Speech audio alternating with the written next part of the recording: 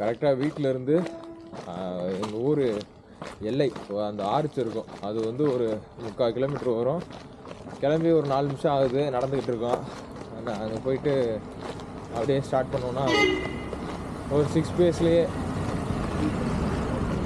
பேஸ்லேயே 32 முடிக்கிற மாதிரி idea. Destination fix பண்ணல, பூவந்தி அது வரையும் இப்போ இது பண்ணியிருக்கோம். அதுக்கப்புறம் என்ன நடக்குதுன்றதை பார்ப்போம். ரிட்டர்ன் 10 கிலோமீட்டர் வந்தாலும் சரி, 21 போயிட்டு, இல்லை அப்படின்னா அங்கிட்டு ஒரு 10 கிலோமீட்டர் போனாலும் சரி. பஸ்ஸுக்கு வர்றதுக்கு காசு இருக்குது, அதில் அப்படியே வரலாம்னு பிளான் பண்ணியிருக்கு. வேறு என்ன, வழக்கம் போல் கோரஸ் பேஸ் 3 2 பேரும். நான் யூஸ் பண்ணுறது நோவா பிளாஸ்ட் 5, அவர் யூஸ் பண்ணுறது வேப்பர்ஃப்ளை 3. இப்போ வேப்பர்ஃப்ளை 3 மாடல் வந்து தாய்லாந்தில் 11,000 ரூபா.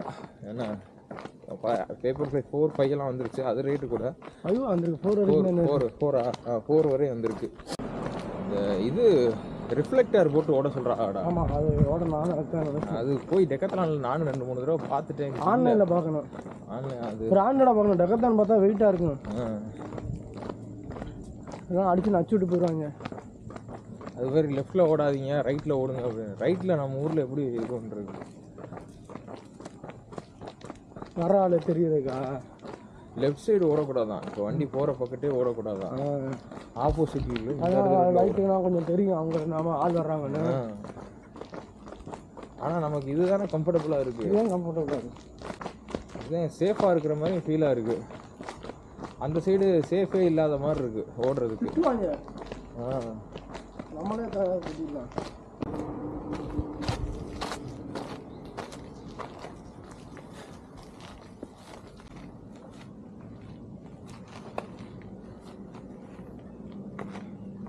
நைட்டே போயிட்டு நம்மளால் வாட்டர் பாட்டிலாம் வந்து 21 கிலோமீட்டர் தள்ளி பூவந்தின்னு ஒரு ஊரில் எப்பயும் ஓடுவேல்ல, அந்த இடத்துல ஃபஸ்ட்டு வந்துட்டான். என்ன இதுக்கு வரேன் காலையில் அந்த தண்ணி கொண்டு போய் சேர்த்து ஒரு ஆள் வரணும்டா, வண்டின்னு வச்சுக்க ஈஸியாக இருக்கும். நம்ம தேவைப்படுற இடத்துல தண்ணி பிடிச்சிடலாம். இப்போ ஒன்றும் பிரச்சனை இல்லை. எந்தெந்த இடத்துல வச்சுருக்கேன்னா, பயணங்குளம் இருக்குல்ல, அதுக்கு முன்னாடி இந்த டேர்னிங் வர்றதுக்கு லெஃப்ட் சைடு ஒன்று. 2வது பாயிண்ட் வந்து படமாத்தூர் தாண்டோன்னு ஒன்று 2வது பாயிண்ட்டு. 3வது பாயிண்ட் எங்கன்னா இது மணல் குவாரி இதெல்லாம் வரும்ல, அந்த பஸ் ஸ்டாண்டு தாண்டோன்னு ஒன்று. அடுத்து பூவந்திக்கிட்ட முன்னாடி ஒன்று. அடுத்து பூவந்தி அந்த இதுக்கிட்ட போனோன்னு ஒன்று. 4-5 பாயிண்ட் வச்சுருக்கேன். உனக்கு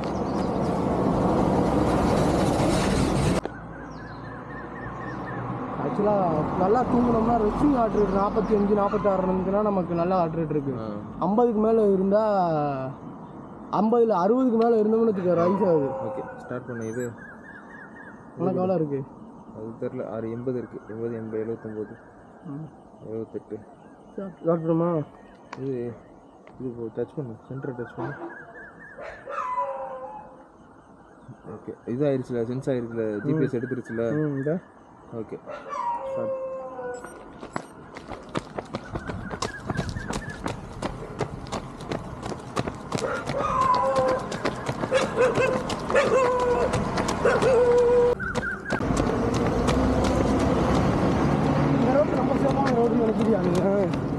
எந்த ரோடுமே சேஃப் கிடையாது, பழகிக்க வேண்டியதான்.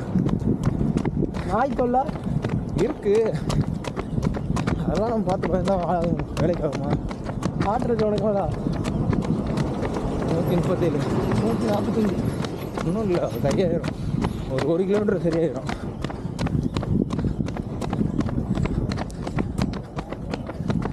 இந்த 3 மணி நேரம் ஒர்க் அவுட் வந்து நம்ம சப் 3ல் ஓடுறதுக்கு தான். ஆமாம், ஃபோன் எடுக்குவா? எடுத்துக்க.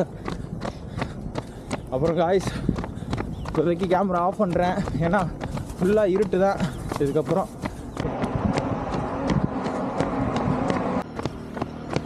தண்ணி இருக்கா?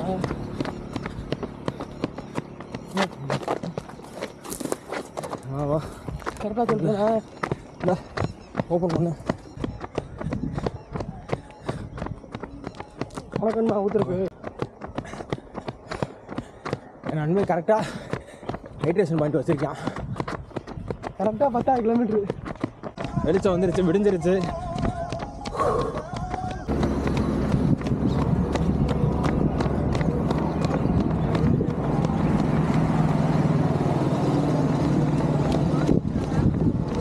பூந்தி ஓப்பன் பண்ணு. அப்போ எக்ஸ்பீரியன்ஸ் ஆகிட்டோம்.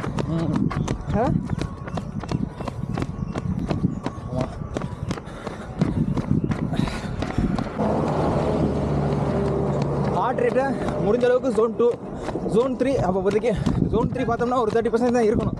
அது வரையும் கொண்டு வரலான்னு இருக்கோம். ஆனால் தலைவனுக்கு சரியாக தூங்காததுனால ஆல்ரெடி Zone 3 இருக்காப்புல தூங்க மாட்டேன்றான். நமக்கு பணம் தான் பிரச்சனையாக இருக்குன்னு நினைக்கிறேன். அதான் தூக்கம் வர மாதிரி இருக்குது. ஆமாம், காசு இருந்தால் காலையில் எந்திரிச்சு ஓட, சாப்பிட, ரெஸ்ட் எடுக்க, திருப்பி சாப்பிட, ஓட, ரெஸ்ட் எடுக்க ஜாலியாக இருக்கலாம்.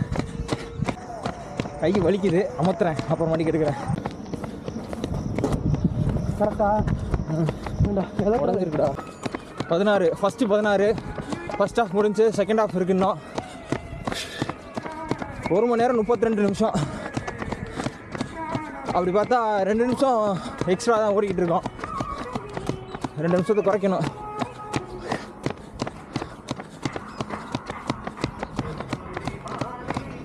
கடைசி 10 கிலோமீட்டரில் கொஞ்சம் அழுத்தி அந்த டைமை குறைக்கலாம். sub 3 கஷ்டம். ஆனால் 6:30 மேலே ஆயிடுச்சு. 19 கிலோமீட்ரு ஓடிக்கிட்டு இருக்கோம். அதாவது 18.40.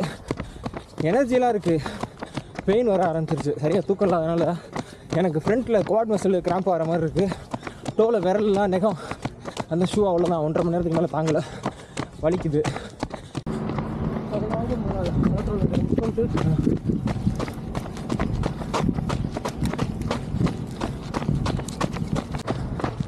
கொஞ்சம் கிராம்ப் ஆகாது.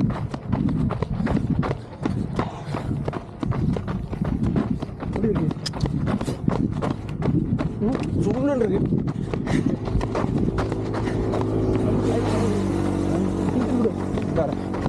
எப்படி இருக்கு? லெமன் ஜூஸ் பிடிச்ச மாதிரியே இருக்கா?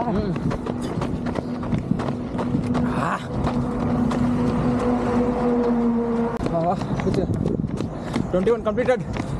75% முடிச்சிருக்க முடியும். என்னாச்சு?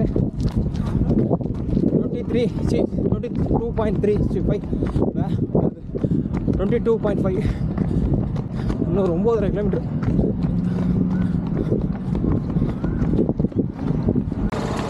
இப்போ 25.20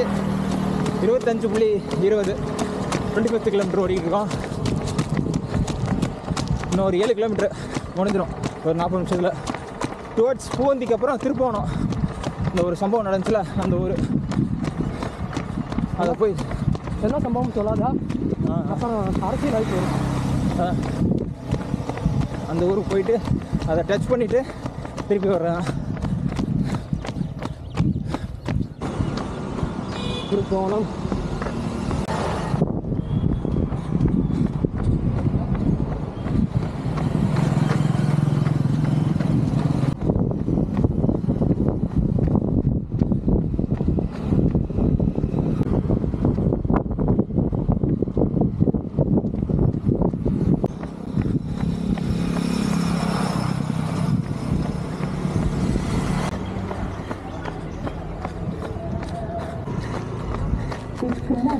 கிராம்ப் ஆயிடுச்சு முடிஞ்சு.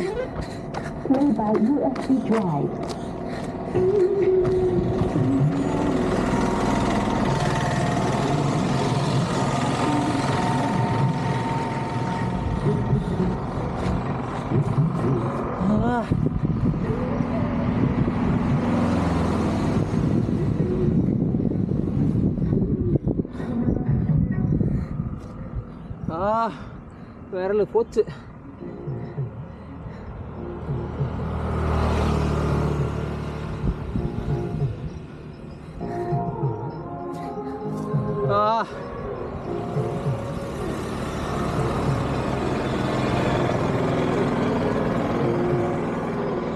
நோவா பிளாஸ்ட் 5 வந்து நான் சைஸ் சரியாக வாங்கலைன்னு வேறு கமெண்ட்டில் ஒரு சில ஆள்லாம் சஜஸ்ட் பண்ணியிருக்கீங்க. சைஸ் எல்லாம் கரெக்டு தான். அதுக்குன்னு ஒரு பேஸு, அதுக்குன்னு ஒரு டைம் இருக்குது. அந்த டைமுக்குள்ளே தான் நம்ம வந்து இந்த ஷூ யூஸ் பண்ணுற மாதிரி இருக்குது. ஒரு ஆளோட ஷூ அகலம் கால் நீளம் அவங்க என்ன மாதிரி ஃபுட் பிளேஸ்மெண்ட்டில் ஓடுறாங்கன்றதை பொறுத்து அந்த ரிவ்யூ மாறும். சரியா? ஓவராலாக ஒரு மணி நேரம் கம்ஃபர்டபுளாக ஓடுறதுக்கு இது சூப்பராக இருக்கும்.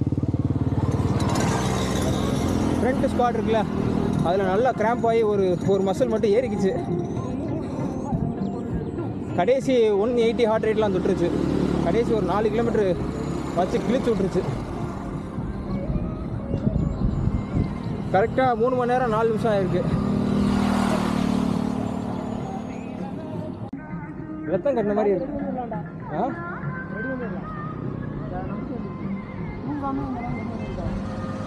ஆனால் ரொம்ப கஷ்டப்பட்டு முடிச்சிருக்கான். கடைசியில் அவன் குழம்புருச்சுடா. அந்த 3 கிலோமீட்டர் முடியவே மாட்டேங்குது உனக்கு. கடைசி தான்டா எனக்கு இந்த தடவை கிராம்ப் ஆயிடுச்சுடா. இது ஃபுல்லாக அப்படியே இழுத்துருச்சு. கரெக்டாக எனக்கு அந்த மண்டபத்தை தாண்டணும் தடவை லைட்டாக பிடிச்சிட்டு நோ கேப் பண்ண ஆரம்பிச்சேன். கடைசியாக 6 பேஸ் ஆகிப்போச்சு. தண்ணி நீ குடிக்கணும். 32 கிலோமீட்டர் ஓடியாச்சு. ஒரு 500 மீட்டர் பஸ் ஸ்டாப்புக்கு நடக்க முடியல. லாஸ்ட் டைமு சிவகிரியில் 21 ஓடினப்போ திருப்பி 21 ஓடுற அளவுக்கு எனர்ஜி இருந்துச்சு. ஆனால் இந்த டைம் முடியல. ஸோ இது சரியாகிறதுக்கே 2 நாள் ஆகும். ஷூ இதுவே ஒரு ஆள் கிஃப்ட் கொடுத்தது தான். ஏன்னா இன்னொரு ஷூ ஒருத்தர் தரேன் இருக்காரு. அது வந்துச்சு அப்படின்னா அதில் கண்டினியூ பண்ணுவோம். முடிஞ்சு 32 வந்து டன் அண்ட் டஸ்ட். ஒன்றும் செய்யாதுடா.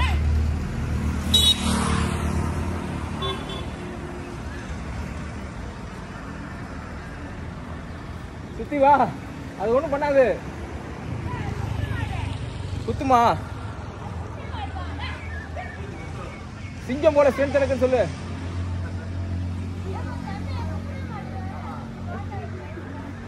அப்படியே சுத்தி வா.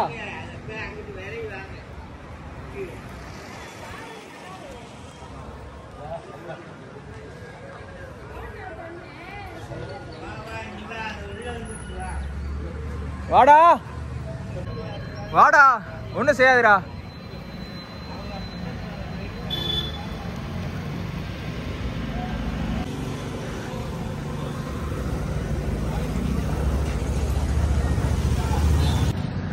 வா வா.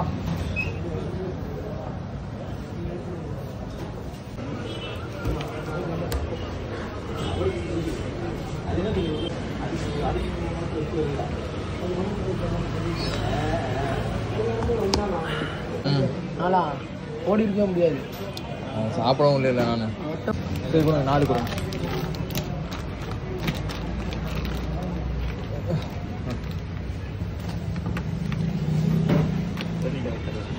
சரி தண்ணி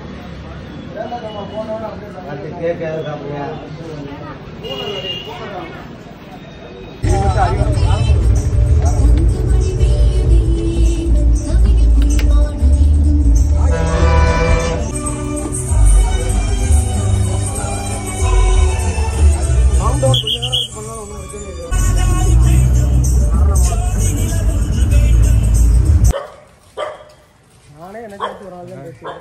சென்னை 6,28,000 மாதிரி நான் கேட்ச் பிடிச்சி இதுக்கு முன்னாடி பார்த்துருக்கியா?